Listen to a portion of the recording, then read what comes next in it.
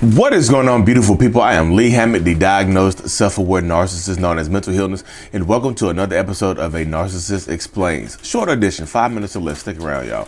In today's episode, we're going to be talking about why it gets worse every time you forgive a narcissist and get back with them. Stay tuned, like and subscribe for more.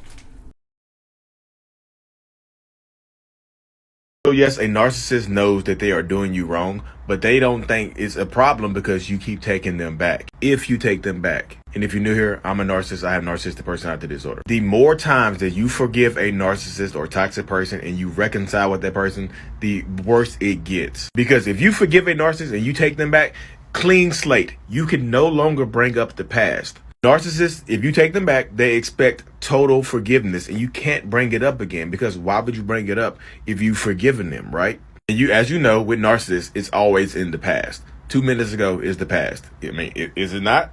And the more times you go back to a narcissist, the more terrible behavior that you put up with, they think that you are okay with the behaviors. Because you tolerate them, they think that you're okay with them. Why would you take me back if you're not okay with how I treat you? Don't forgive a narcissist. Don't take them back on their words alone. Don't believe the words. Narcissistic people's words and actions rarely ever match up. Consistent change behavior. So welcome back. Shout out to that Tupac shirt that I found. I love to wear and whatnot. So yes, y'all, if you forgive a narcissist and you take them back, I know there's a difference between forgiveness and taking them back, and forgiveness and reconciliation. But if you forgive them and you reconcile with them, it is going to get worse, because they think that you are okay with the previous set of behaviors that they might have promised you that they were going to change, but they have taken no actions to change them.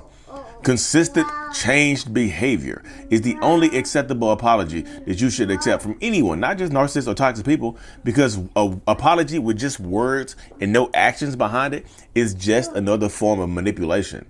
So the more times that you are taking a narcissistic person back, toxic person back, you are just allowing yourself to be manipulated more. I know people are going to say, well, Lee, allowing ourselves, it sounds like you're victim blaming here. You know damn well I'm not victim blaming anybody. But sooner or later, that narcissistic person, you can't keep blaming them for continuing the same treatment over and over and over again, because they're doing it over and over and over again. What you allow into your life, what you allow access to you, will continue to hurt you. And sooner or later, it's just like it's like keep putting your hand on a hot stove over and over and over again. The stove is hot. You know it burns you. The stove promised you that it's going to turn itself down, but guess what? The stove is still red hot piping, and you put your hand on it again. We have to stop burning ourselves by putting our hands on that stove, by getting back in these toxic relationship dynamics and things like that. Because a lot of narcissists and toxic people, like I said, they think that you're okay with it. Why would you forgive me if you were not okay with it? I know I might have promised you I was going to change, but I haven't taken any action to change. So why are you not okay? And that's, again, why you can't bring up the past when you're dealing with a narcissist either. It's in the past. Why are you bringing up the past if you're not going to forgive me completely? You need to get over it. You need to stop holding the past against me.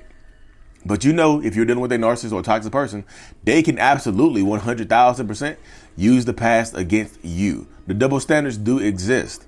So the more you get back with them, and like I said, again, most people who don't understand narcissistic abuse or dealing with narcissists or toxic people or toxic abuse, whatever you're dealing with, most people that don't understand it are going to just look at you like you're silly. They're like, what are you doing? Like, this person has done this over and over and over again. Why do you keep going back? You can tell them the trauma bond, you can tell them this, you can tell them that. But again, most people are not going to want to hear it because they don't understand it.